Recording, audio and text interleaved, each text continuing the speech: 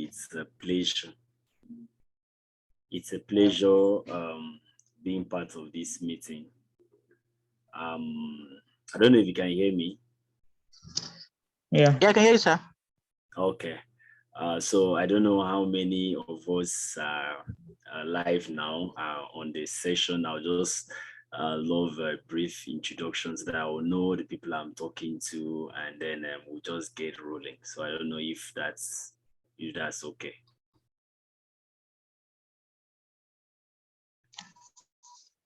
All right, sir. Very well, sir. My name is Adolf Steven, sir. Okay.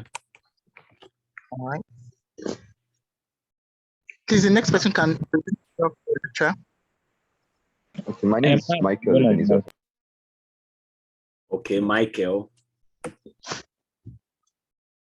And I am Ike Obono. Okay, Ike. All right. My name is Kayode. Kayode. All right. Okay, I'm Blessing Chidera. All right, Chidera. Okay. All right, so I want to guess that's all we've got for this session. So good afternoon, Adolphus, Michael, Kayode, Chidera.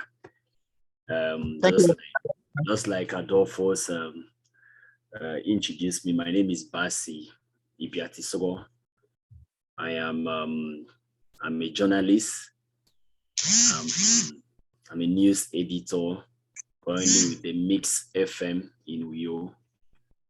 And it's a pleasure being given this opportunity to talk to you guys. I've been following what my Oga, Mr. Sammy Wojian, has been doing for some time. We've been friends for a long period of time, and some of us that are still coming up in the industry, we look up to him to learn more. So let me thank him very much for creating this kind of platform to raise people that will also be like him or even be better than him.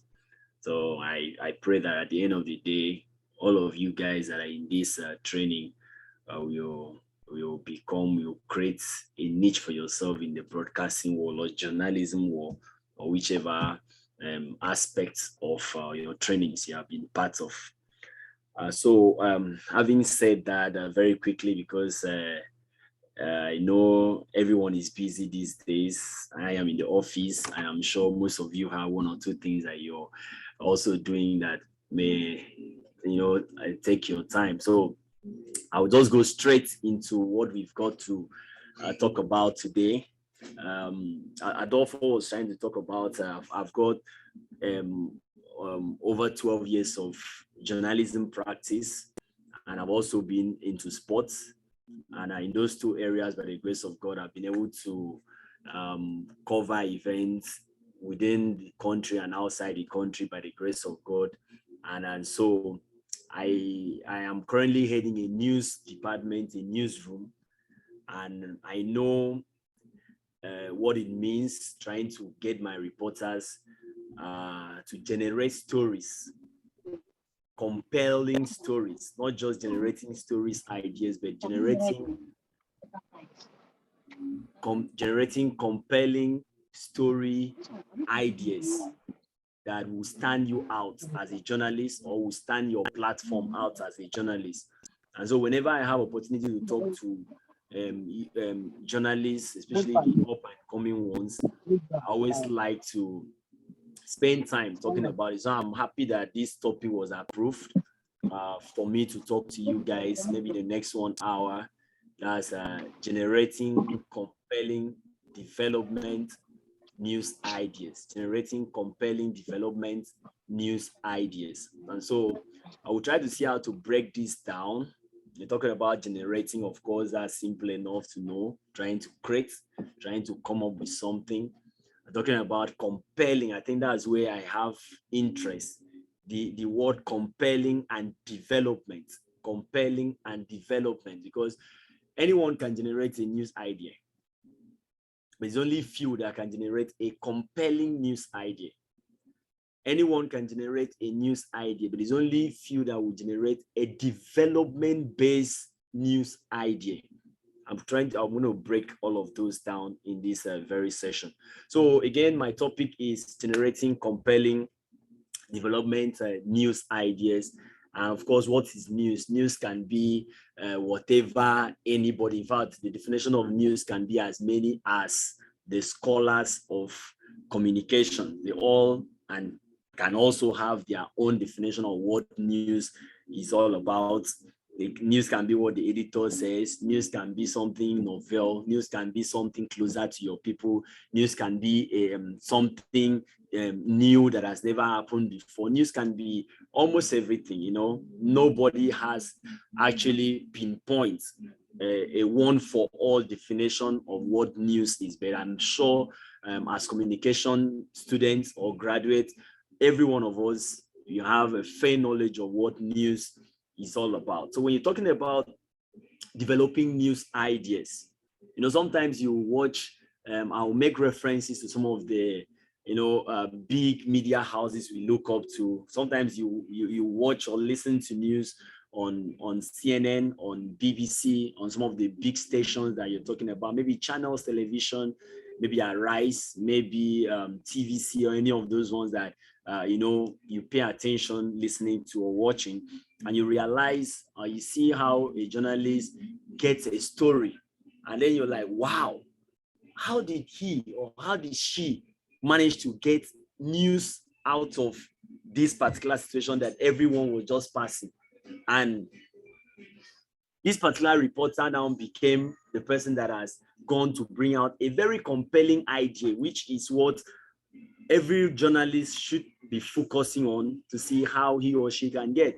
Because what makes the Christian Amampo of this world is because of the kind of news they chase. What makes the Becky Davis of CNN of this world is the kind of reports that they chase. And so how do you generate a compelling development news idea? Let me break why that development has to be there. Development has to be there because Nigeria is a developing nation. And so every news, or most of the news that we should be chasing as journalists, should be news that has to do with development. How can this story change? And whatever story that you're chasing as a reporter, there is an intention for every story that you change, or that you chase rather. There's an intention. What are the intention for chasing this particular story? And for me, I believe that, or I think that the news that we are supposed to be focusing on ourselves on in Nigeria has to be news that is development based, because we are still far away from where others are, and we are still trying to see how we can get to where others are at the moment. And so in terms of power, how can we develop power to get it right? In terms of transportation, how can we develop transportation to get it right?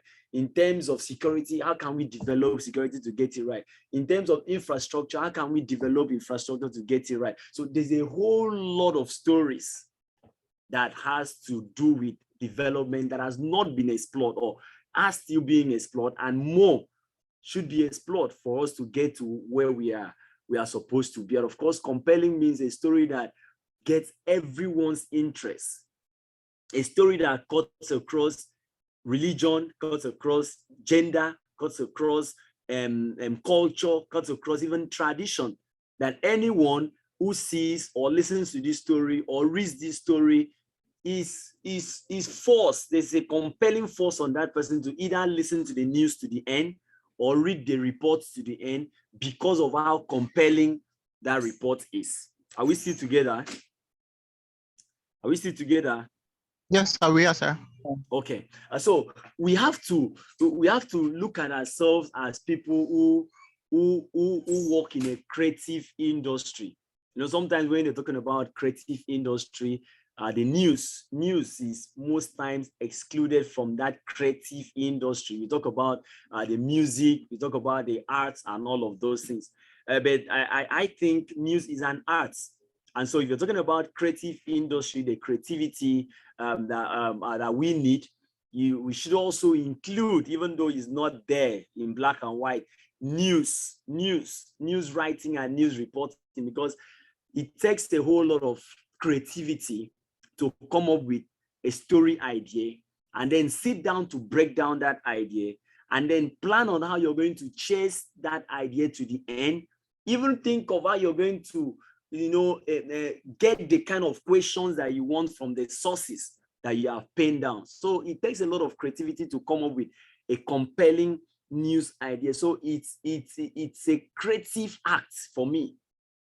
The act of generating a compelling news idea is a creative act, because you have to think of it, you have to build it, you have to envision it, and then you also have to know the intention that this news that you're chasing, or this idea that you've got, what problem is this news going to solve? What problem is this news meant to solve?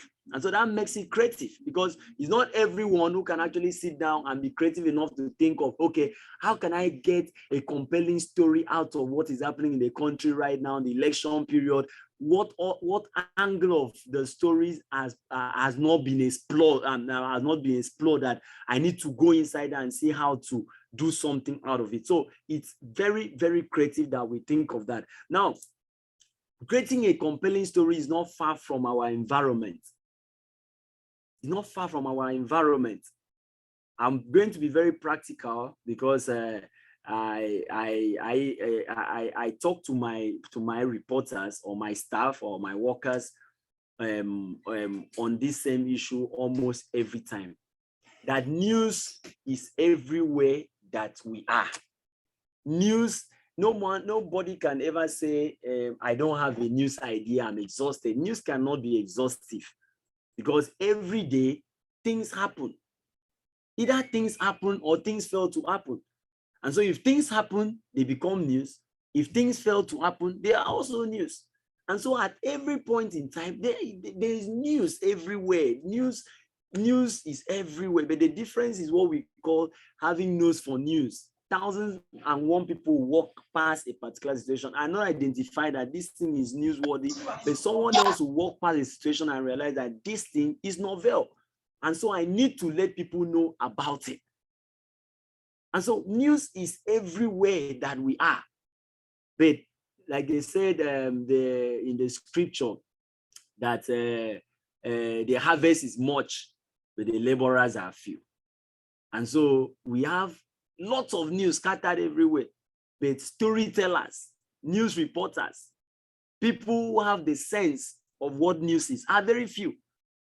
And so you realize that while things are happening, you can send your reporter, or you go out, send a reporter and say, go to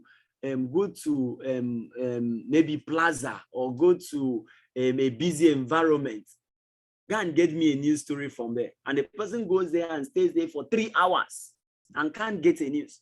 If I go to a motor park and stay in a motor park for 15 minutes, after 15 minutes, as a journalist, I am supposed to get a story idea from that motor park for the 15 minutes I have spent there. If I go to a church for 15 minutes, as I'm sitting down in that church, 15 minutes of my time in that place, I should be able to get a story idea from that church, because it is either something has happened or something has not happened. And so at every point, every environment you find yourself, there are always a situation that presents itself to be reported. But most times we don't see, or we just look past those particular situations. So we are going to look at some of those things that I try to put down, like how to generate compelling development news ideas. Number one, what is the current situation of the environment that you find yourself? What is the current situation of environment that you find yourself? Because it's out of that environment and out of the situations that happen there, as a journalist that you'll be able to bring out something compelling, that if it's being mentioned, everybody will stand still and say, no, I have to look at this thing. Let me get more information about this particular situation. What is the developing situation in your environment? That's one area and one thing you need to, being a journalist is a very diligent job. It's not a job that anybody can just do. It's a job that you need your ears and your eyes to be able to be very successful. You go inside a bus, and then if you keep quiet in that bus for the duration of that journey, I can assure you that you're going to get a lead to an information, a lead to a story. People make phone calls inside the bus. And from a phone call somebody makes, you become inquisitive. You become inquisitive. That's why being inquisitive is one of the attributes and quality a good journalist must possess. Because if you're not inquisitive, if you don't have the knack for following up on things, for trying to unveil things, you may not be able to generate compelling stories that is good enough for people to want to listen to. And so you enter inside a tricycle. You even go to a park and stand for a few minutes. You go to where they are loading motors. People say things. And so it is from the environment that you're going to bring out a strong story, and then you have to be patient enough to follow up that story to the end. People in these days want to break the news. Breaking news, breaking news, breaking news, breaking news. A few days ago, or was it yesterday, news went around everywhere that the President Buhari has fired the CBN governor. And everybody shared it, or many people shared it. It was almost everywhere. But it will take a very smart and inquisitive person to, your Google is not even far from you. It's not like you want to travel to Abuja to ask the president, sir, is it true that you have fired the CBN governor? But your Google is your friend. You just type it in and nothing like that comes up. And then you try to, when you don't see such thing comes up, you begin to suspect. If CBN governor has been fired by president, it's not on Facebook that such story should land first. There should be a circular, and the circular should go to the media, the credible media houses that you know. And so if you check their website, check their social media handles, and they do not carry it, you begin to suspect that this story is not true, or there's something wrong about this particular story. And so you have to be inquisitive, looking inside your environment to know what is currently wrong in this environment. Let me share a story I read some days ago. A reporter from Cross River State did a story, I think 2 weeks ago. They had a light situation for some days, running to weeks and even months. The whole of Calabar was in darkness. There was no light in Cross River State capital. And then there've been some sketchy reports here and there.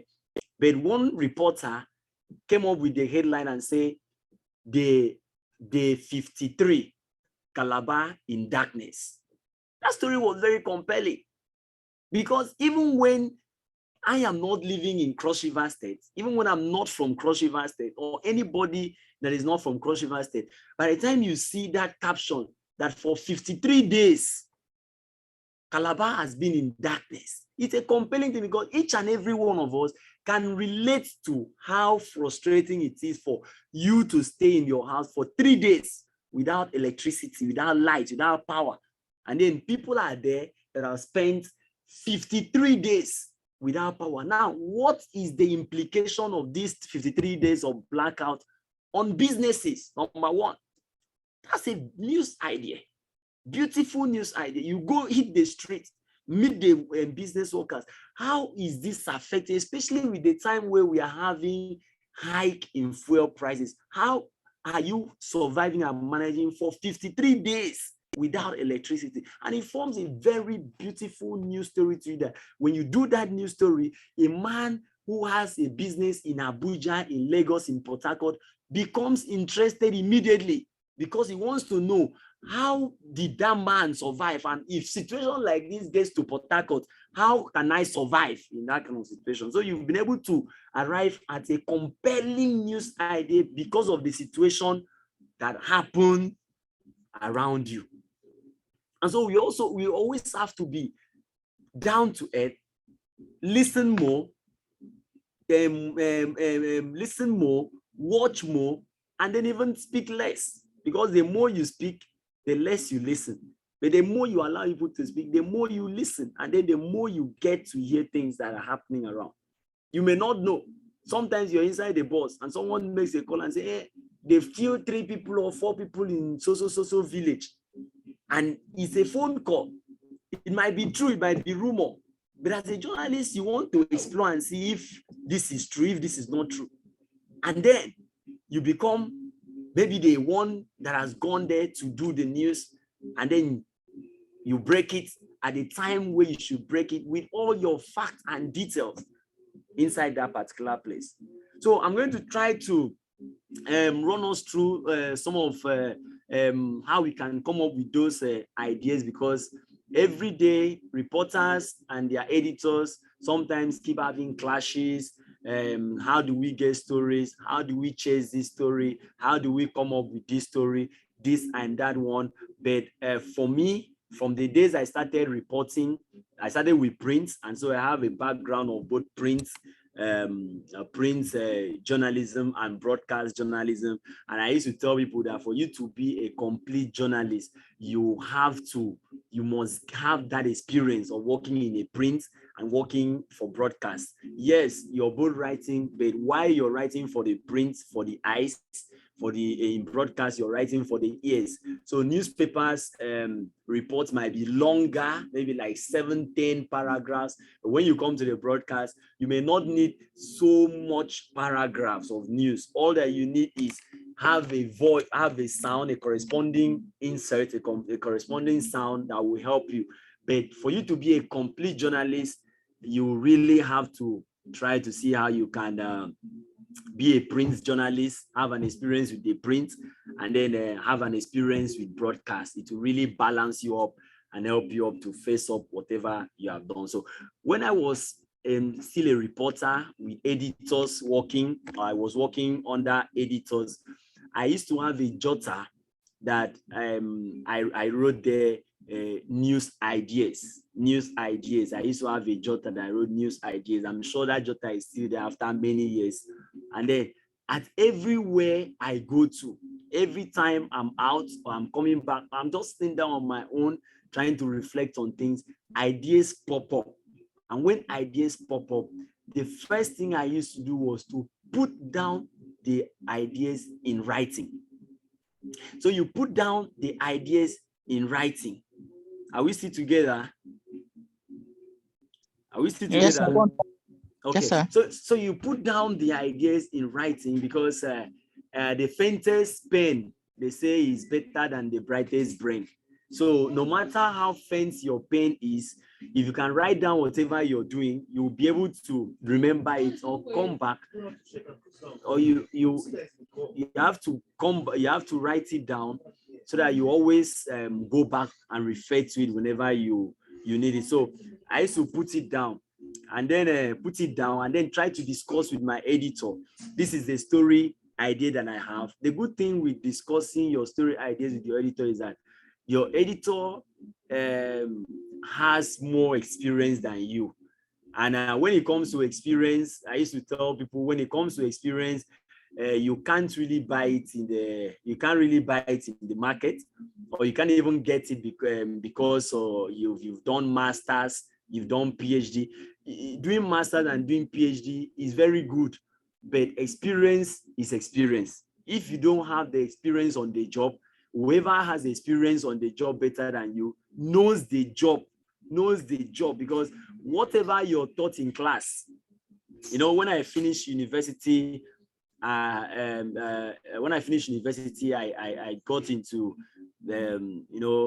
journalism, and then I realized that what my lecturers taught me in class was not really the same with what I was seeing practically So practical is different from theory. And so while the other man is doing PhD, which is very good, doing his master's, which is very good, the editor who has been on this job for like 10, 15, 20 years has seen so many things, has known so many things. And so it's always proper for you to share your story ideas, whatever story ideas that you have, with your editor. Why that is important is because by the time you share your story ideas with your editor is going to help you reshape that story. It's going to guide you on how you're going to go about that story successfully. It's going to sit down with you and you discuss. And so writing it down is very important because there will come a time you go back, want to refer to it, and then you can always get it done. And then you talk about developing a compelling generating a compelling development news ideas. Your news ideas has to be specific, a specific idea.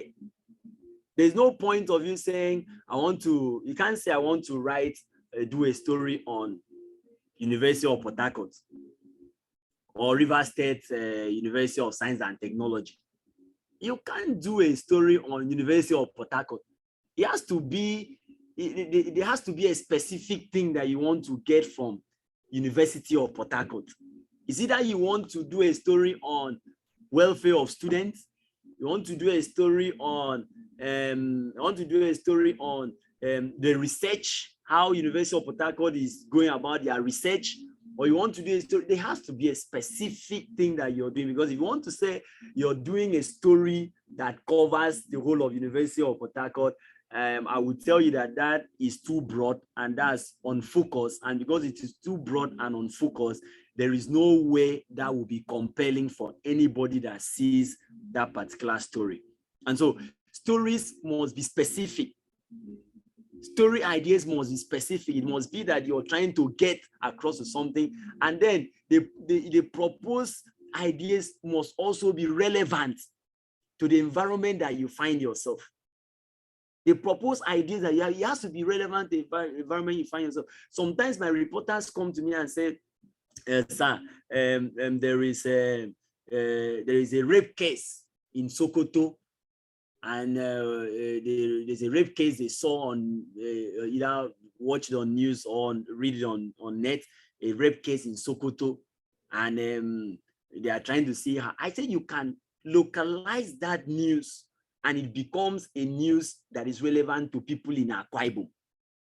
Why? Because if you just report on the news, maybe on a bulletin, 6 p.m. bulletin, you just wrote 7 people raped a girl in Sokoto, or a girl raped in Sokoto, and then it's being read on radio. Yes, the case of rape, it's a human angle story that nobody wants to get involved with when it comes to being a victim, or everybody can relate with how painful it is. And of course, we know the penalties that are also involved in it. But by the time you try to localize that story, it makes a man who stays in Port Harcourt to be more aware of that story. So while a girl is raped in Sokoto, you want to do a story of that, you want to do something around that story in River State in Port Harcourt. Why don't you bring it back to River State and say maybe you get to an agency that deals with rape, a government agency that deals with rape, or any group that talks about or deals with rape or kicks against rape, maybe the what they call the FIDA, the female lawyers, or any of these groups now, watch female journalists that will always talk about that, or any association that has statistics of how many people have been raped in River State in the last 3 months, or in the last 6 months, or in the last 1 year. You realize that if you bring that story to River State, try to get to that agency, get the statistics. In River State in 2021, 21 people reported cases of rape came to our table. These people telling, maybe NAPTIC has reported that, or any of the agency that is relevant that you trust that should have such information and statistics. And then you get it. And then you try to do a story, talk to an official, talk to an expert. And then maybe you marry it to the statistic of rape that is in the country in that same period of time. You realize that By the time you're able to marry the statistics in Rivers State and then compare it to the statistics in the whole statistics in the country with an expert speaking to you, you must have done a very compelling and complete story comparing the situation in one state and the entire country, or even in only Rivers State. And so people in Rivers State become very interested in that story. But this was an idea you got from a rape case that took place in Sokoto, but you've been able to localize it and make it a Rivers State-based kind of story. And so it becomes wonderful. And so we also have to look at that, because sometimes if you do not get a relevant story idea, it becomes difficult for you to explain. When my reporters bring stories to me, ideas to me, I ask them, explain the context. What do you hope to achieve by doing this story? I started by saying that every story has an intention. And I repeat, every story has an intention. It's either that story is meant to build or that story is meant to destroy. There is no report that comes out without any intention. And so every story has an intention. That's why I said for Nigeria as a developing country, we need more of developing news, compelling development news ideas. People are suffering. There is hike in prices of things. Go to the rural community. People don't have access to pipe-borne water. Go to Ogoni. People can't farm because their farmlands have been destroyed. And the government keep promising and not doing it. And so we reporters even get tired reporting it. But there's something I call rush, R-U-S-H. Report until something happens. Report until something happens. You don't run away from reporting a story because you have reported it too much. You cannot report a story too much. A story that is important has to be reported until something is done about it. Ogoni cleanup. 20 story ideas can come out from only Ogoni cleanup. If you go to Ogoni, you can get up to 20 news ideas, different news ideas. You explore them one after the other, but the central theme is on Ogoni. But different ways of exploring the story, but the central theme remains that it's Ogoni, that report that you're doing, until people will call you and say, what is it with Ogoni? If you don't report something consistently, the authorities will feel, okay, they've forgotten about it, so let's go and sleep. And so we journalists, we are partners in making sure that the government do the right thing. And since we don't have the budget to do these things, and the Constitution has not empowered us to implement this thing. What the Constitution has empowered us to do is to report. Is to report. That's what the Constitution has empowered us to do. And so each and every one of us must make sure that we are in the business of reporting these things compellingly. Report it by bringing out the compelling side of it.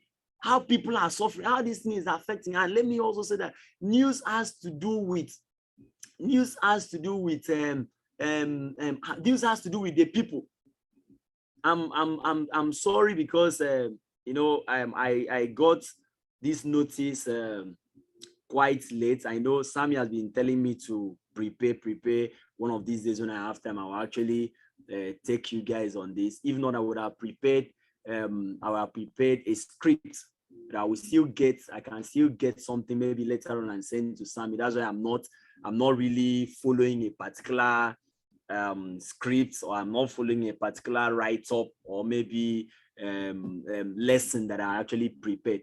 But I'm trying to just let us know that there is a need for all of us to think of getting compelling stories, compelling ideas. And then by the time we get these compelling ideas, we look at how impactful this thing is in our local community. Before we go ahead, let me just tell us a little story that happened in Akwa Ibom. It was a national, international issue. I'm sure all of us heard about it. last year, the killing of Inubong Morin. Are we together? Are we still here? Yes, sir. Okay. Yes, sir, The unfortunate killing of Miss Inubong Morin. When that incident happened, when she was killed last year, or she was allegedly murdered, though people still feel that she was killed, and no need to say that. But when she was murdered last year, I was called up by BBC that they needed on the location reports of that incident. And so as fearful and as frightening as that situation was, I had to get myself to that location, the compound which she was murdered. And I eventually became the first reporter that got into that vicinity. And then when I got in there, I saw so many things. And they were in that location alone, there were over 50 ideas that were in my head to report at the same time. But I was alone, and I needed to do what I needed to do and leave immediately, because BBC wanted a live report of that. BBC Pidgin wanted a live report of that location. And so I needed to do a live report of that location. And because I did a live report of that location, and at the time when it was getting dark, people were running, the whole place was deserted, I was the only one inside that place.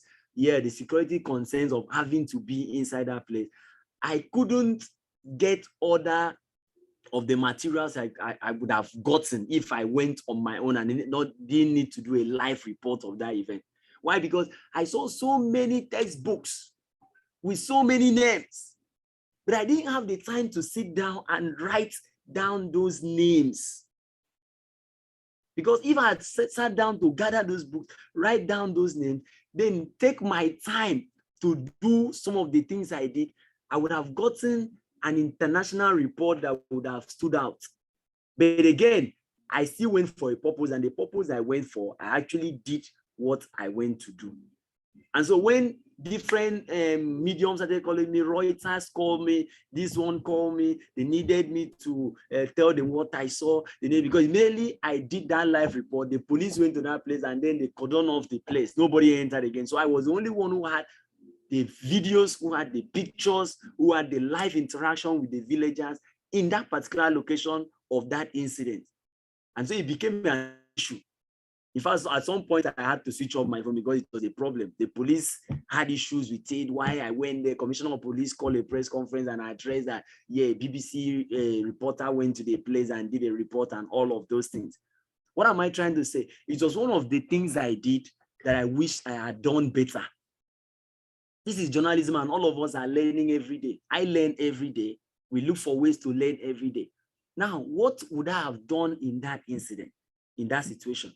In as much as, yes, I needed to do and leave because I already knew going live on BBC was already a big security breach. I can be there while I'm doing the live video, police will enter, and the case was already a national case. And so I have to be very careful.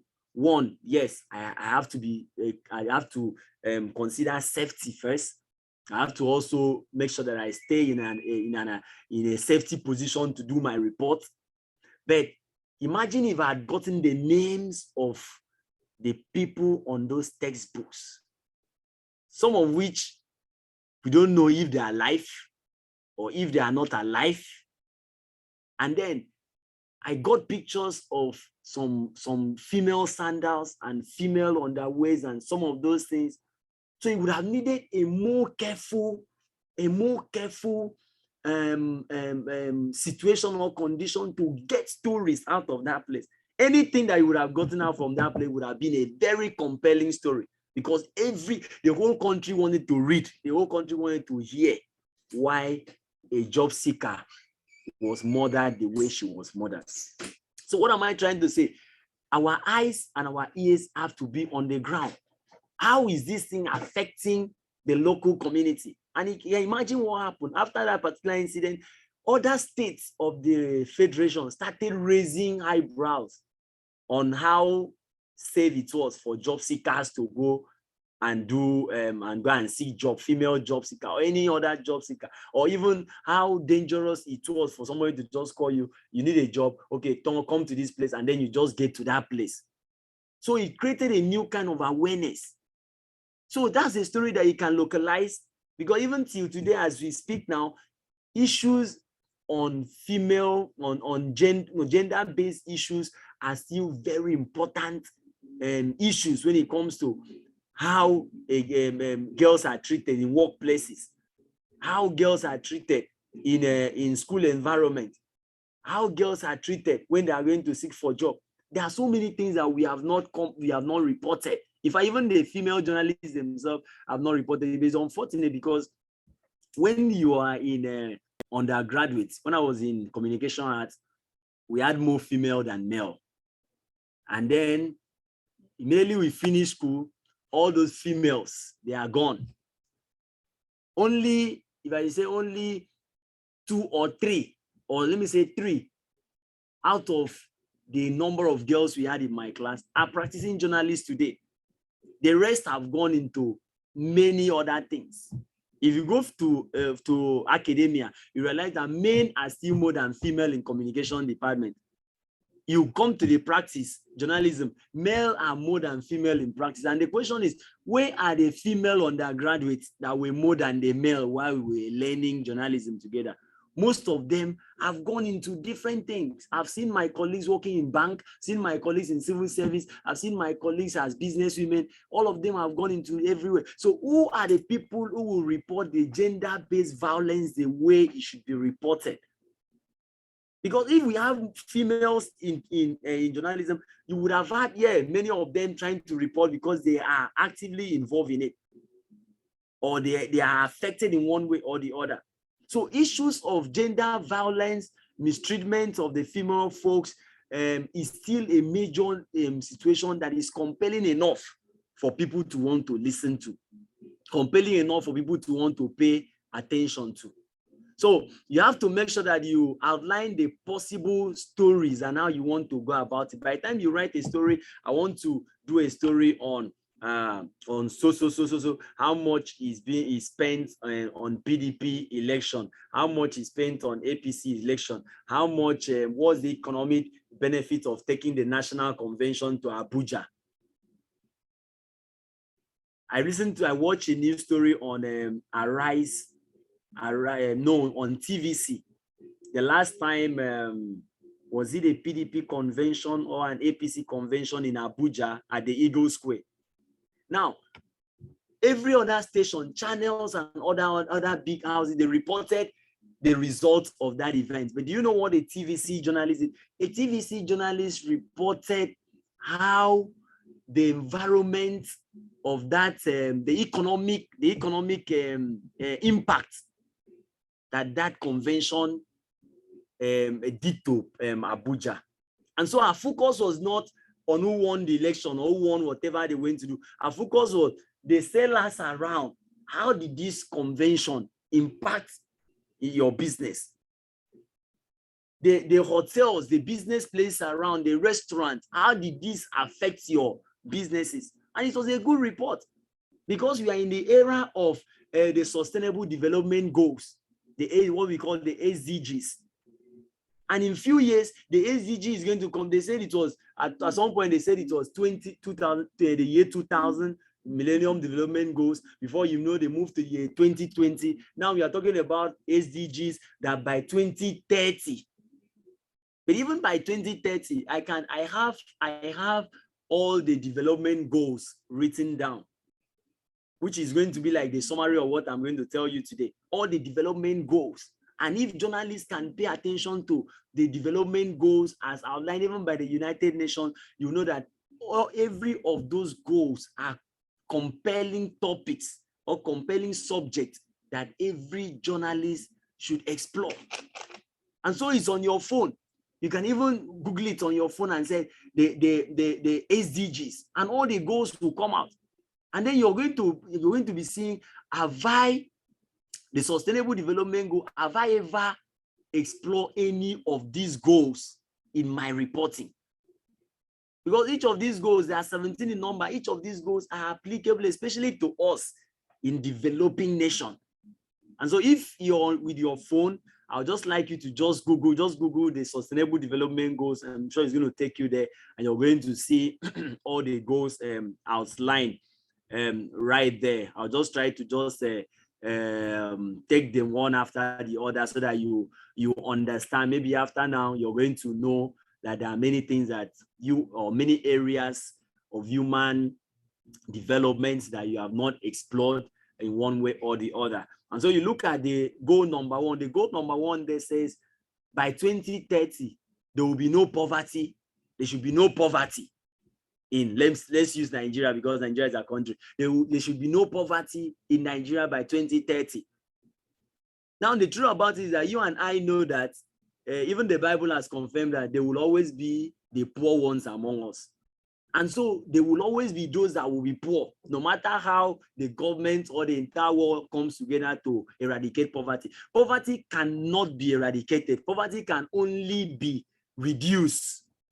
And so there's no government that can eradicate poverty. Poverty can only be reduced. But in the case of Nigeria, Nigeria is not even on the pathway of reducing poverty. Instead, poverty is increasing. And so that should make us be on our toes as Nigeria, as journalists. What kind of reports should we focus on? For instance, look at the election. Very expensive. Should we spend billions of naira doing an election, and yet we have millions of people in the village without food or eating only once in a day? And so we are going to make sure we focus our attention on what can reduce government spendings and also help poverty to be reduced in the country. So that's goal number one. Goal number two says zero hunger. Would there ever come a time where there will be zero hunger? It may come, and the benchmark is 2030. And which year are we now? We are in 2022. So we are talking about in the next 7 and so some months, years. How can this be sustainable? I can bet you that over 50% of, in fact, over 70% of journalists in Nigeria do not pay attention to these development goals. In fact, if every day in your newsroom or in your report, you pick one of these goals and explore. I told my reporter, I said, we have to make sure we report these goals in our news. We have to report it. We are doing our part as being journalists to make sure that we help to contribute in our own reportage of how poverty can be reduced, of how hunger can be reduced. And the third one said good health by 2030, good health and well-being should be affordable. But it's not affordable in Nigeria. Good health is not affordable in Nigeria. You go to the Federal Medical Center and you pay so much. And the question is, why should I pay so much? I went to the Federal University of Uyo Teaching Hospital one day, and I went to go and do something, and they told me to pay a particular amount. And I asked them, why should a common Nigerian that this should be the last place of refuge, and you're demanding so much from the person? How can this old woman pay you this kind of amount of money in a federal government teaching hospital? And so you go in there and you realize that there's so much corruption ongoing there. Most of the monies they charge patients are not remitted to even the government. And if it's remitted, what is the money being used for? Because even the facility called the hospital are not upgraded. There are so many machines and facilities that are not available in our hospital. So there is no good health. And so that's why we as journalists must report. Primary health center is zero. Secondary health center is zero. And so it gives us a task and calls us into action as journalists to make sure we spend our time and report on how good health and well-being can become affordable for any Nigerian. Number 4 goes say quality education. Is there quality education? You come to my state, Akwa Ibom, they say free and compulsory education. We have done many reports. You go to the schools in the villages, and students are sitting down on the floor. How can you call that a free, and compulsory education. The free and compulsory education should be an education that a child goes in there and is being taught well. And so the free and compulsory education has a problem because, yes, it's free and compulsory, but what is the quality of the education? The goal number 4 is talking about quality education. It's not talking about accessibility to education. Those are two different things. You access education, but you are not taught properly. And so we should look at what is the quality of the education our state governments are giving us. Let's leave federal, because sometimes all of us, we look at Abuja, look at Buhari, but even in the state, in my office, I have about 3 to 4 indigenes of River State. And so we talk about River State a lot. We talk about Wike building the flyover and doing this one. And then we also know that even with the building of the flyover, it shows on television and channels and everywhere that they are workers in River State that have not been paid their salaries. We know that there are pensioners that have not been paid their gratuity. But these people go to national television, try to show people that we are doing very well. Yes, in terms of flyover and maybe road infrastructure, Wike has it well, maybe one of the best in the country, but there are other areas that even pertain and affect human life better than even those flyovers. And so quality education should be one of the things that we should be canvassing or reporting as far as Nigeria is concerned and journalists. Gender equality, I already talked about it when I was talking about the case of the newborn Maureen and how female gender sometimes are treated in some places, not being given equal opportunity as their male folk. We should also be focusing on this, not just the female gender. We should focus. I have a mother, I have a sister. And so we should also see how to do reports on that. The next one, number 6, says clean water and sanitation. Clean water and sanitation. There are so many compelling news ideas, even in clean water and sanitation. In my state, I cannot remember the last time we had a pipe-borne water that comes from the water corporation. Everybody now is home and dry. We drink borehole water. We are now used to drinking that one, or we buy sachet water or bottled water, and that's what. But it's not supposed to be that way. When I grew up to see when I can go to the tap in my father's house and I turn it up and the tap flows because there is a government water company that provides water, and we used to call it water board. But this day you cannot walk to any tap and open it. It has to be borehole. And even the borehole, how clean is the borehole? How clean is the borehole? And so these are the questions you talk about. You go to our schools, you realize that the toilets are messed up. The toilets are messed up. You're talking about sanitation. So these are the ideas that you can draw out that are compelling enough. These 17 goals were carefully selected to affect every area of our life. And so we moved to affordable and clean energy. Affordable and clean energy. Just few months ago, the Port Harcourt Distribution Company sent a release. They are increasing the tariff by 50% or how much, and we are paying more. Even as we are paying more, we're not seeing the light. We're not seeing the light, but they come around and cut. Even when you don't pay and they've not supplied it and nobody says anything. So these are the reports that we should not be tired of doing. As it happens, we continue to report. As it happens, we continue to report. All right, so I have 6 more minutes before I allow for questions or any other contribution. So the goals are there: decent work and economic growth, the number 8 goal. The number 9 goal is industry, innovation, and infrastructure. How is our infrastructure? How is our innovative industry? Does this government, both at the federal and state level, do they encourage innovation? Do they encourage creativity? Do they encourage youth that have knowledge? Nigeria are very creative people. But how does the government support this creativity? I take special attention in going out to look at for those who can bring up innovation, who can build, who are into that sector. And I do news on them because I want to promote them. If government will take interest in seeing how they can also come into, go outside the country now, people are no longer talking about what we are talking about here. People have moved on. The innovation, infrastructure, creativity, those industries are at advanced stage. You go to, we are just talking about how to eat food in Nigeria. But outside this country, people are no longer, people have conquered hunger. They are now talking about how to create things. They're talking about innovation. And so that's the area you can get a compelling news idea from. Number 10 says reduce inequalities. It's almost like what we had in the feed, the number 5 goal that talk about gender equality, how we can reduce inequalities in all that we do.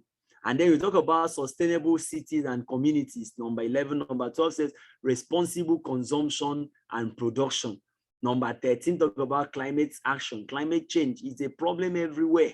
We should explore that. Life below water. How are these aquatic life preserved? Unfortunately, there was a time I was in my former radio station, I was very keen on nature. And so I used to make sure that I report on our frustration, defrustration, all those soil days. And I had an expert that was always there to talk to me every time, how aquatic life are being treated in Nigeria. People just go and start burning down the bush, killing animals, falling the trees that even help us. The trees help man. The people fall the trees, burn them, turn them to firewood, just like that. So those are the things that we need to report. It might not end today, but let's do our part so that our conscience as journalists, we are the watchdog of the society. And so if a dog stays in the compound and sees a stranger coming to clear the master's compound, it will bark. That dog will bark and shout. And so we as the watchdog of the society, if we see how somebody is going to go and throw refuse on the main road, we should be able to bark and shout. You should be able to bark and shout and say no. And the only way you can bark and shout is with your biro, by doing your report that so place has now turned to a refuse dump, which is not supposed to be so. So place, there is no road, it's now impassable. So place has now been deserted, erosion has taken over the place. That's the weapon that we have to contribute to the society.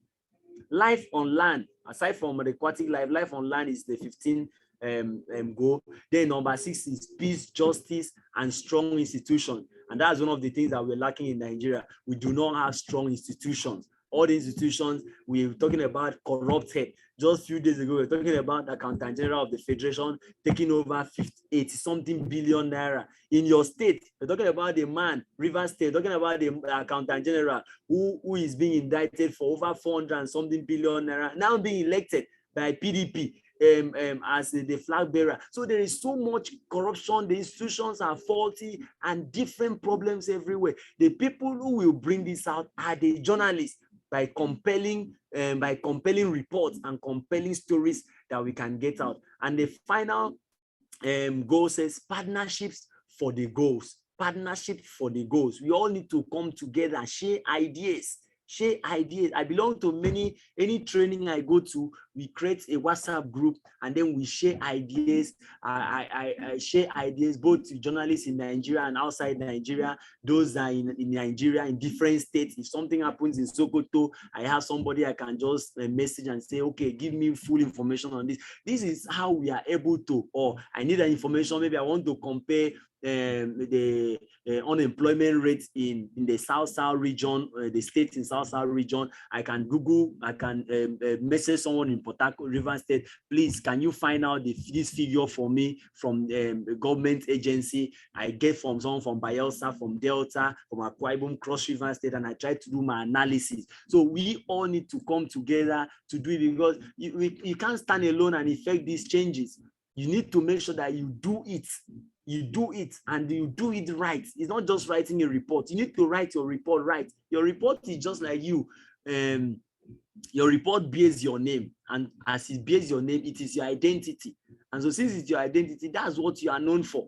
If you are not, if you're not outstanding, there is no way a bigger offer or a bigger organization will come to you and say, Oga, we don't check the whole of Port Harcourt. They say now only you fit do this thing for us. Can't do one for us.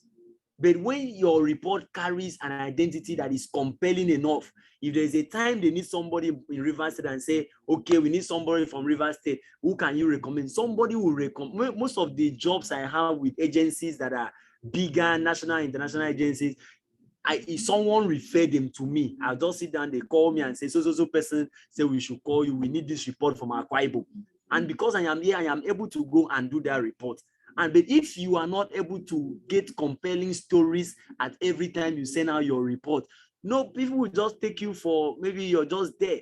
But when you're able to get compelling stories that attract national and international interest, I can bet you that you will create a niche for yourself as a journalist. You stand out among the rest because what you're doing. And I told someone a secret of even being noticed as a journalist. You see these 17 goals I've told you. These 17 goals are goals that are recognized by United Nations. And by recognizing by United Nations, it means that almost all the countries of the world have signed to these 17 goals.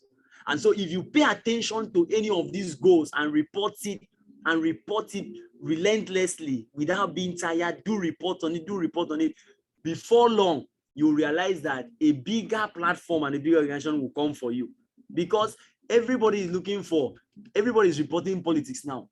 The United Nations is not interested in the politics of Nigeria. Everybody is talking about corruption. The United Nations is not really interested in corruption in Nigeria. But the United Nations is interested in the gender equality for girls. It's only very few people that do that. United Nations is interested in how the aquatic life is being destroyed in Bonny Island. They're interested in knowing how the aquatic life is being destroyed in Ogoni because of the oil spillage. Those are the reports that United Nations are interested in. They're not interested in who becomes the next president of Nigeria or the politics of PDP and APC. But unfortunately, most of our colleagues, most journalists, that's where they are running to, because they feel they will get money for now. Politicians will give them money. But those who are building a fortune for themselves in the profession are those who are reporting the United Nations recognized sustainable development goals. And so I would like to pause here. I've been talking for the last 1 hour. I'd like to pause here so that if you have any question, this was an interaction. It wasn't like teaching. It was just an interaction. So if you have any contribution, if you have any question, we can all interact, and then we will learn together. I was trying to speak on generating compelling development-based news ideas.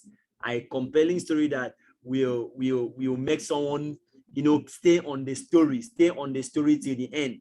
It's not every story you read to the end, but a compelling story will make you read from beginning. In fact, you can even read it the second time. And development-based story will indicate that this story is trying to correct a vice in the society. It's trying to correct what the government is not doing well, or it's trying to point the government to what they should be doing well. And so for now, ladies and gentlemen, that's where I want to anchor. And if you have any question, like I said earlier on, okay, I can see Ike Ubunda has a question. Ike, let's hear your question. I must appreciate your time well spent with us. Thank you very much, sir. It's very insightful, very, very spot on. I don't know how to, I really appreciate you. Yeah, my question goes into form regarding your on-spot recording or reports on BBCPG, in which you did concerning and that if I'm to ask now, if you are to given a second chance to still do a spot-on report on that incident, what would you have done different that you could not did the first time? Okay. And all right. Still in that incident, you made mention on the security agency we are after you for trying to highlight some certain aspect of that event. What could you have done better in order not to attract such undue attention, please? Okay, all right. Thank you, Ike. I've noted your two questions. Thank God your hand is also up, so let's hear your question. Okay. Good afternoon, Mr. Bassey. Good afternoon, sir. Thank you for the opportunity. My question goes thoughts. I want to speak about objectivity, because media houses their objective about their report, so to say. So what if your stories, after discovering your stories from your environment, because you told us that stories are gotten from our environment, we can see them in anywhere we find ourselves. So my question goes to us: what if your story does not fit in with the objective of your media house? What do you do in this case? Thank you, sir. All right, thank you very much. That's on objectivity. Okay, so let me take those two first, and then we'll see if we have any other one before we wrap this up. Thank God is asking on objectivity if the report you make is not to the standard that your media organization requires because of the objectivity and stuff. And now the question is, what is objectivity? What is objectivity? Objectivity in the media or in journalism simply means giving all sides, giving or taking yourself out of the story and then allowing the story to flow on its own, like your objective, your balance, all the qualities that comes with news comes to play. But before I go ahead or before I answer your question, let me take a quote from what Christian Amampo said on objectivity. You can also check that quote out. You know, she's regarded as one of the most powerful journalists that our generation has ever seen. But here is what Christian Amampo said when she was asked on about journalism, objectivity in journalism. She said, there are some situations one simply cannot be neutral about. Because, I'm quoting her now, quote, there are some situations one simply cannot be neutral about. Because when you are neutral, you are an accomplice. Objectivity doesn't mean treating all sides equally. It means giving each side a hearing. I don't know if you got that quote, end of quote. I don't know if you got that quote. Now, what Christian Amampo is trying to say is that most times we always believe that when we're talking about the subject of objectivity, it means that you're treating all sides equally. And what I am subscribing to, I subscribe to what she says. Objectivity doesn't mean that you're treating all sides equally. It simply means that you're giving each side their own voice. And the truth about it, if anybody will tell you the truth, that there is no human being that has achieved that status of being objective. And I can say that and say that again, not even a journalist. Yes, we try to be objective, but you see that subject of objectivity, no one has proven to me yet that he has been objective. Why? Because we are human beings. And like I said, every story you're chasing, you have an intention why you're chasing that story. So it is either you're chasing this story to correct something that favors the people, and mind you, whatever you want to correct that favors the people may not and will not always favor the government. And so since you are among the people, you're doing this story as one of the people. And because you're doing this story as one of the people, my brother, that's subjectivity. That's subjectivity. Because sometimes even what the government, you allow the government to say their side. Government say their side, the people say their side. But if you read the letters of the report very well, you realize that the reporter always most times tilts to the side of the people, even in the report that they give out. And by doing that, that's not objectivity. You have subjected yourself in that report to stand to one side somehow. Now, if you do a story, to your question, if you do a story and your media house, you take it to your media house and they say, we don't want this story, there should be a reason why your editor is rejecting that story. My reporter has done stories different. When I was a reporter, many of my stories were bounced. But when my story is bounced, I will always ask my editor, why didn't you use this story? When I was in the newspaper, I would do a story and I would think it's very beautiful. I go and submit it, hoping that it will come out in the next day in the newspaper. When the newspaper is out, I'll go and check, open and open and open. I'll call my editor, almost he will not pick his call because he knows why I am calling him. And then when I announce him, I'll say, sir, please, why didn't you use that story? He will always have a reason why he did not use that story.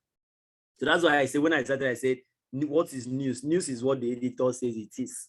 In many radio stations or in many organizations.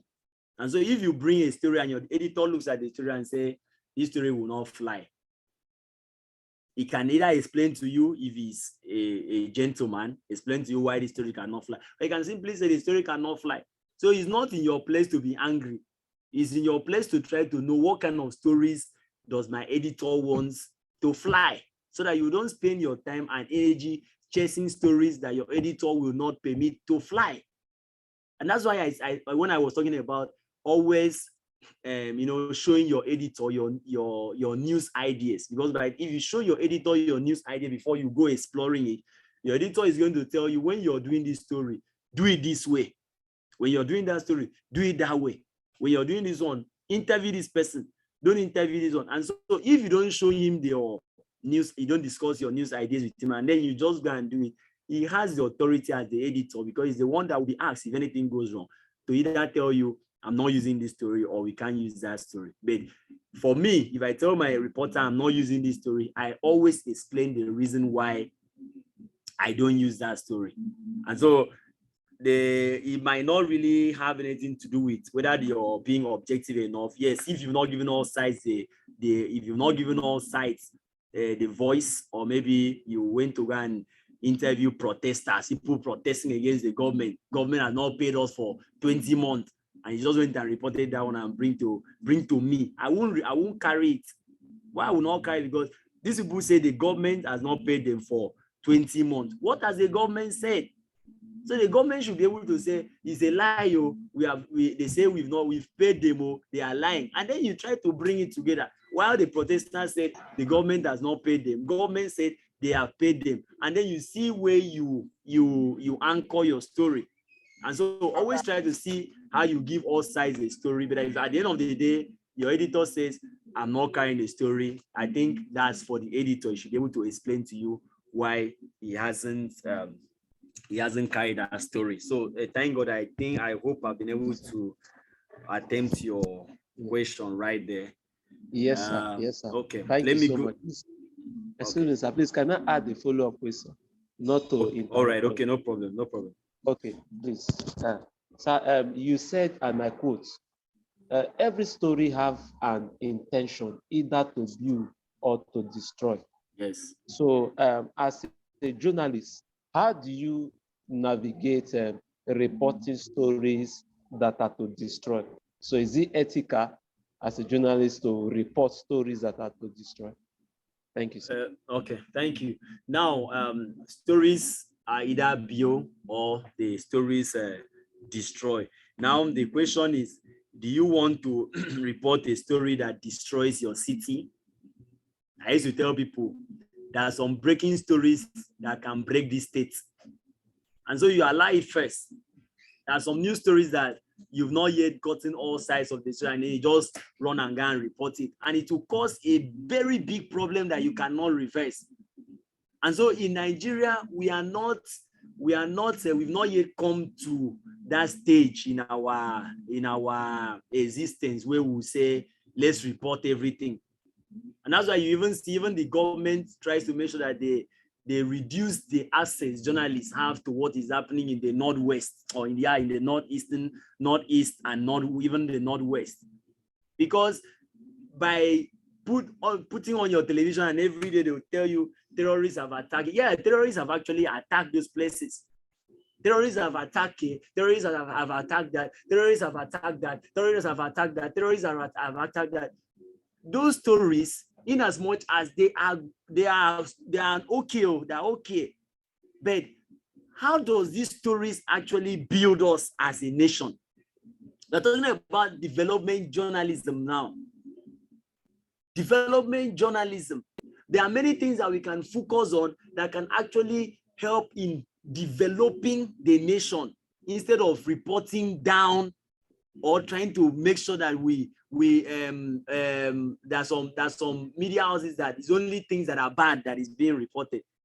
Yes, you report the things that are bad, but when things are also good, you also report it. We have a situation in my state where there's a newspaper that has not seen anything good about the state government. In as much as the state government has fumbled, people have their opinion. Those that are praising them, praise them. Those that say they have not done well also say so.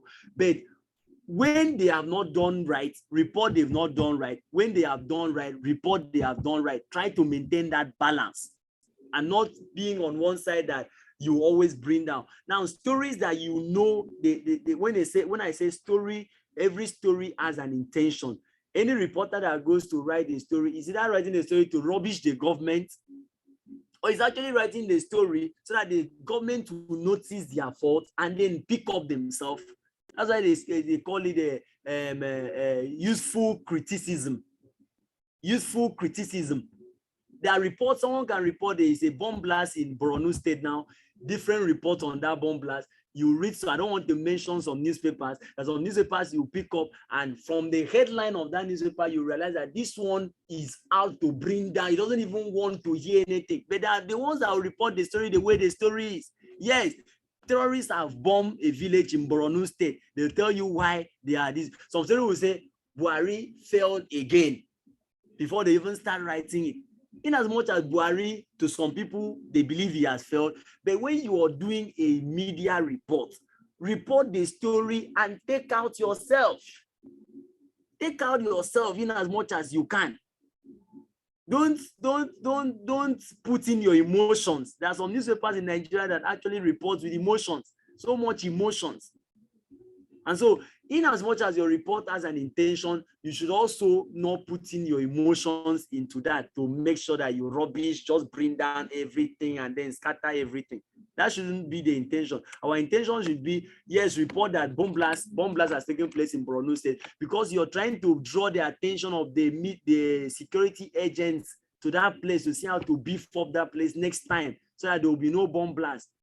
Not because you want to just say that Buhari has failed and has failed again and has failed again and there's nothing good about Buhari, and that's just what the report is all about. You've even left the advice or what should come at the end of it, what you think the government can do to ensure that that kind of thing doesn't happen again. So I think that's what I think of it. It's not a final opinion, but that's what I think of it. Let me go to Ike's question. He said, what I would have done differently if I'm given that opportunity now. Well, if I'm given that opportunity now to go and do that that same report that I did, although first I was actually contracted to go there by a media house to do that particular report. But if I'm given that opportunity to go back there, I would have make sure that I find a very good way of trying to gather at least some names,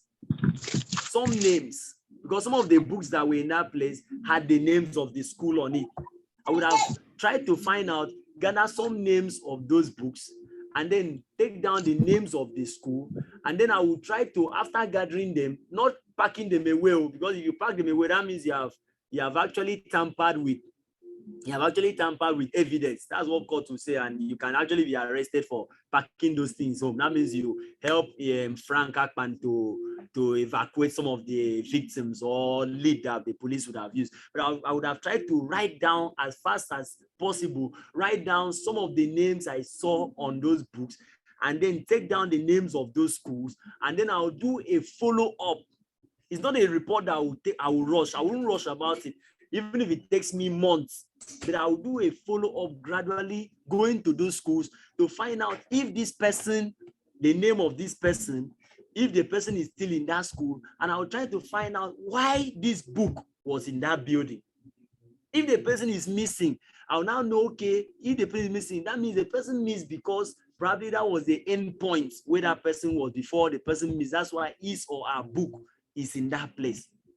But you see, when I went there, I went under duress because of how the situation was very fresh and people were avoiding talking about it. And even when I went there, the village did not really want to talk to me. And I remember one of those times I was there, everybody that were even standing at the gate started running that a man with gun was coming. And so the whole place was very fearful. And so that's what I would have done. Now, secondly, the security situation. This is not the first time security will always come after you when you're doing such a story. What you need to do as a journalist is to understand your limits as a journalist when it comes to law, media law and ethics. There's a course called media law and ethics. As a journalist, you understand to what extent can I exercise carry out my duty as a journalist, and at what point will I become a victim and I'm arrested for doing this thing and doing that work. For the report I did, I knew that I did not do anything contrary to what the law says. Most of the contention the police had was that when I came back, I did my report that I have videos of evidence of books. I wrote that there were books there. And I also wrote that because according to the villagers that took me around that compound, one of the village leaders told me that there were 12 graves, and he took me around and I saw some some holes that were like graves were there, and he told me this is a grave. And I have the video, even till this moment, I have the video where I saved somewhere in case there's a situation that arises tomorrow where he took me around and said, this is a grave, that one is a grave. And I was counting it as he was telling me this is a grave and that is a grave and that's a grave. Why was I doing that video? So that if anything comes up tomorrow and they say, come and prove, you said there were 12 graves there, come and prove that 12. And I will simply play that video. I said, I am not the one who even said it. It was the man who took me around that was showing me. All I did was to count, and I reported what he pointed to me. And so the security situation will always come. But as a journalist, you have to be prepared, because there are sometimes if you want to go into investigative reporting and some of this reporting, there are times you will be on your heel running, and at times you will come back. But some of those things is always momentary. It will come a time where the heat will be on you and you just need to go to a place and cool off, and then later on you come back. Many of the renowned journalists have been arrested, but it doesn't mean until you're arrested that's when you are renowned. You can be renowned without being arrested, but you can also be arrested when you're trying to do a very good report. One of the greatest or one of the best journalists in this country, Ibiatisuho, who, as at the time I did that report, or in Newborn Memorial's report, El Rufai was pursuing him. He ran away from the country. In fact, he called me outside the country when he saw my report and said, Bassey, right now I am not in the country because I did a report on El Rufai and how he's unleashing bandits on Southern Kaduna. And the people, the sources who gave me those reports, 2 of them died in 3 days. And when the 2 of those sources died in 3 days, he had to run away from the country because El Rufai was after him. He wanted to kill him. And so if you choose this part of journalism and then you want to go into that, by the time you start doing it, you're going to have organizations like the ICIR, International Center for Investigative Reporting, that will be coming to your head. You're going to have organizations like the Premium Times. They are looking for reporters like this. African Czech are looking for reporters who can dig up situations. And I can tell you that, how many of those reporters have you heard how they've killed them? But they've made name for themselves. If anything happens, they have a way of taking them away from the country. So police threats, security threats will always be there when you're trying to do your job as a journalist, because they don't want you to unearth anything.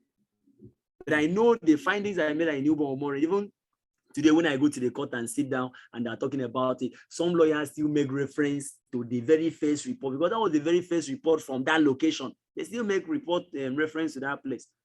And nobody remembers my name again, because that madness was just at that moment. And after that, everybody are moving on. We're trying to see how this boy can be brought to book and sent to where he belongs. And so that's the situation. Security will always be there. If I'm given a second chance, I will take time and write down names of those people as fast as possible, try to find out if they are alive. And then I will do a very great story from there. If they are not alive, great story. If they are alive, great story. In fact, if they are alive, if all of them are alive, I can even do a story that will somehow exonerate some of the charges on the suspects. Because if I do a story that all the names of those books, all of them are alive today, it will somehow exonerate them, because today people still feel that all the names on those books are his victims and they have died at one point or the other. Till now, nobody has done a report on whether the names of those books are alive or not. And so that's why I feel bad, because I was the first and maybe the only journalist that entered there. If I had enough time, I would have made sure that I get those things done. And if I'm given an opportunity now, I will not go to that kind of place alone. I will go with another journalist. So while I am doing it, the person when I'm doing the live video for the BBC, this person will be helping me get the names, and later on we'll go and do the work. Sometimes investigative journalism, we don't do it alone. You do it like 3, 4, 5 journalists, you put your head like you're doing movie, and then you come up at the end of it. And so that's what I feel bad that I did not do, but well, sometimes it happens that way, and so we'll just move on and hope if another opportunity comes up, we can do better on our job. So Ike, that's the answer, and thank God that's also the answer. So I guess that's all that we have. Okay, Mike. Okay. Mike, I've seen you. Mike, you can go ahead. Thank you very much, sir. And I must appreciate the lecture. It was quite fulfilling, I must say. So I just want to take it off from the very last thing that you said. Okay. And there's something you made mention of when you were giving the lecture. You talked about rush, report until something happens. Yes. Good. So journalism or media, in one of our trainings, we were told that oftentimes we set the agenda, or we're supposed to always be setting the agenda. But one thing that has been very prevalent or common is that we see stories or reports come to the fore, and after a while it fizzles out. There's no consistency, there's no follow-through on such stories. For instance, the Inequalities Morris case that you just made mention of. Okay. I don't know if a closure has been brought on that matter. I don't know if the young man in question has been convicted. So oftentimes there are sensational headlines that make the news, and after about 4, 5, max 7 days, it disappears like a smoke screen. There's no deliberate effort to stay on a story until maybe justice is gotten, or until the light breaks through on that story. Why is it so, sir? Okay. Thank you very much, Mike. I think, okay, let me just go ahead and answer that. Now, for the newborn Morin case, since you cited that, let me just start off with that. That case has not died. And I can assure you that in fact, that report, let me not say that case because I'm not a lawyer, but that case has not died as well. I personally report that case every other time that the court sits, because since I was involved in the case, not from the beginning, but I started reporting the case. In fact, many people rely on me to get reports on that case. And so that case has not died, but we are still reporting that case. It's rather unfortunate that most times when we, like journalists, I said earlier on, when we start a story halfway, we run away from the story, or we get tired of reporting the story. We just go to a scene. You can't report news to people and said, for instance, there was a fire incident in a market last week, and then you report, okay, today there's a fire outbreak in the market, and then you go into the market, you report it when everybody's reporting, breaking news, fire. You talk to sellers, and then you go. If you're working under me, when you go, 1 week after, I am going to send you back to that place. Or if I am a journalist, 1 week after, I will go back to that same market. Why am I going back to the same market? I want to see 1 week after what has been done. Is there any improvement? Is there any plan by the government to do anything? Has anything been done since that time? The shop owners, how have you guys been surviving the last 1 week? That makes it very compelling. And by the time you report it after 1 week and finish, you give it some days. Maybe government will say, don't worry, we'll set up a panel to investigate the incident, the fire incident. You wait 1 week after, you go back again and check. Panel has not been set up. You do another report that 1 week after the government said they will set up a panel, government has not set up a panel. That's another report. By the time people know that you are consistent with that story, they will start doing what they need to do. And so the problem we have in Nigeria especially is that we do a one-off report. Fire incident, everybody run to the scene, fire, fire, fire, do the report, and bap, we are all gone to our houses, gone to our radio station, gone to our newspaper houses. Nobody goes back there to check if there's anything that has been done, whether positively. If you go there and government have started doing something, you report that 1 week after fire got this market, now this is the situation. People, we are the eyes and the ears of people. People rely on us so much to know what is happening in the society. And so I still want to reiterate that it is important for us to report something, to stay on a report until something happens. You have to stay on that report until something happens, at least for a considerable number of time. Let it be that we have done our part to keep reminding the authorities that you have not yet done this, you have not yet done the other one, or you have not yet done the other one. Let them know about it. So I think that's how it is. And then again, sometimes why it's difficult for the reporter to keep chasing the stories, because at some point maybe he doesn't have the financial ability. Sometimes there are some news stories that are very expensive. Yes, there's some news stories that are very expensive. Investigative reporting is even more expensive. That one is, but there are even common stories that are expensive because you need to be going back to a particular place over and over again. You need to be going back to a particular office over and over again. And so what I do personally is that if my reporter, if you come to me and tell me this is what you want to do, if the company vehicle cannot take you there, there will always be a support that will enable you to go there. But when you're starting, I remember when I started journalism, it was rough because I worked in a newspaper, and in that newspaper, the money was not much. And so there's no point of you going to go and meet your editor and say, please, can you give me a support? You just do what you have to do in the best way that you can do it. And let me tell you, let me just share this to you guys as a truth. Good journalism, if you do journalism how you're so with your passion and you're committed into doing it, it will pay off. It will take time, but it will pay off. It will take time, but it will pay off.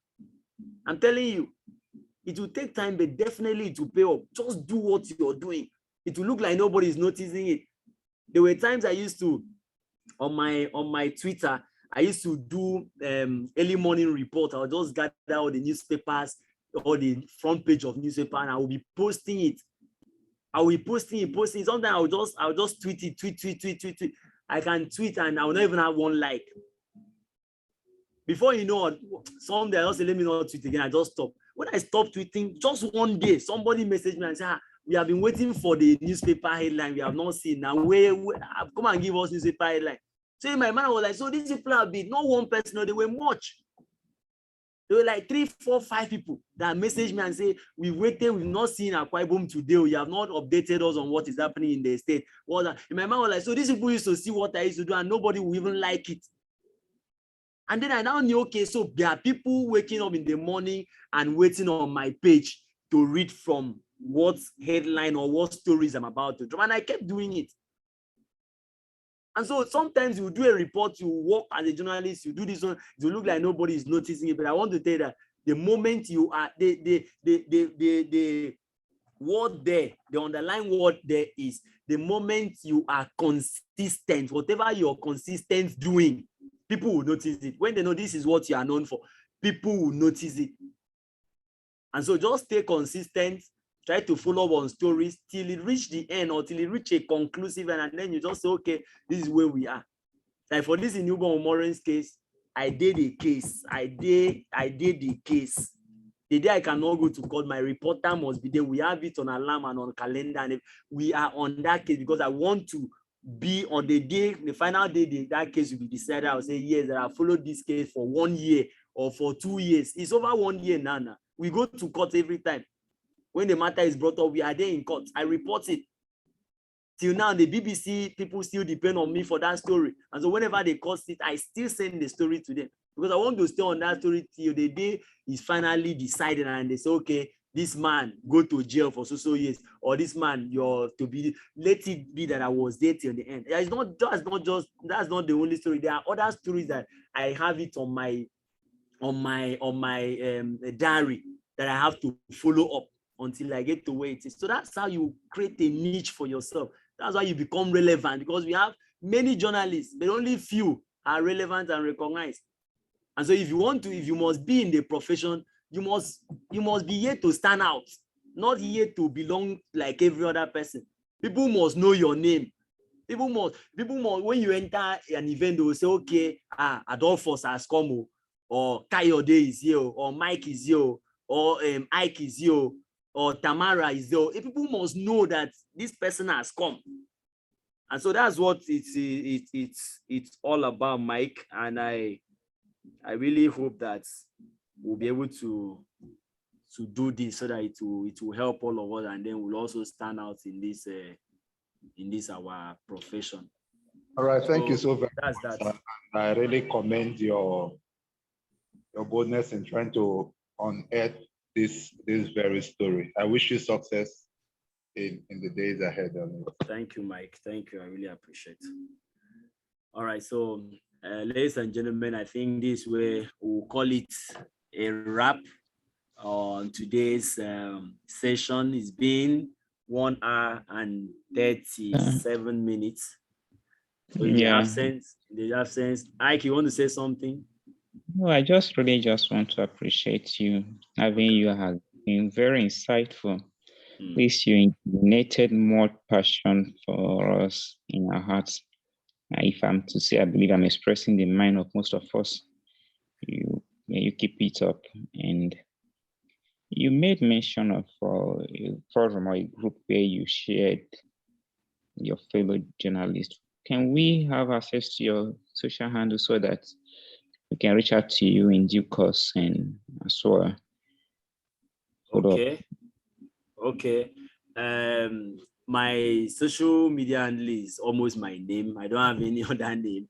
Okay, can you please drop it in the chat so I copy it up and keep it in the group for those who will on the chat. Okay. Yeah. Let me do that. I'll just send it on the chat, my Facebook name and your handles, your Twitter handle. So you can have it there. So you can also do the same, like on your many things happen and people are looking for information. So you just get it, start building up that community. That's right. The passion, at least you're giving us an insight and how we can go about it, and that's awesome. Okay, right, got so that's the Facebook. Let me drop my Twitter. That's real Bassey. So Adolphus, I want to. Okay, I think I'm getting confused now. Ike, where do you want to call me, or Adolphus? Yeah. Okay, I'll give you a call for now. No, I said, are you the one? I've been talking to Adolphus, right? Adolphus is a class rep, right? Yeah, but it happened that he just assigned me to assist him. He messaged me a few minutes ago that an issue came up that he's attending to. I should help him. Okay. All right, so I get it. That. All right, so that's my Twitter. Yeah, I got my Twitter. I've seen that. Yeah, that's it. Okay. All right, so thank you very much, guys. Let me also again commend my big brother Sammy Wejian. I think he's doing something great for you guys. If I had someone that helped me like this, I'm sure maybe I would have been better now, but yeah, he's really doing something great for you guys. I've visited him a couple of times. Whenever I come to Port Harcourt, he must take me. I must be on all his shows in the 3 radio station. And even when I'm not in Port Harcourt, he calls me almost every time to be on the show through the phone line. So he's a brother, he's a friend, and I want to also congratulate you guys because Sammy, not easy to work under Sammy, but since you guys are here already, he's someone that can push you, but at the end of the day, he will push you to come out to be the best. So thank you guys, and congratulations. It was a nice time having all of you. Ike, thank you. Princess, Kayode, Adolphus, Daddy, Guardian, Mike, Itari, thank God, Zaira, Ogu, Apa, okay, Onyin, Tamara, Michael Ebenezer, Nena, Aga, and all the rest. My regards to everyone. Thank you very much. I really appreciate it.